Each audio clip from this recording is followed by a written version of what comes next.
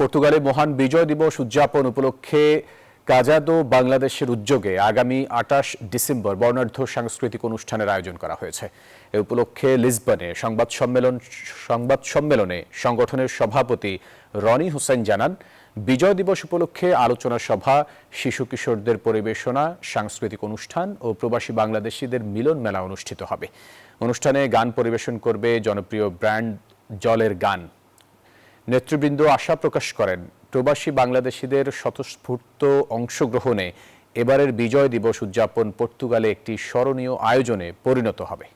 আমাদের একটা নির্দিষ্ট কালচার আছে, আমাদের একটা সংস্কৃতি আছে। আমরা চাই যে পর্তুগালের মানুষ আমাদের সংস্কৃতির সাথে পরিচয় হোক, দুই দেশের সংস্কৃতির মেলবন্ধন হোক। ধারাবাহিকতা বজায় রেখে এবারে আমরা অনুষ্ঠানটি করছি।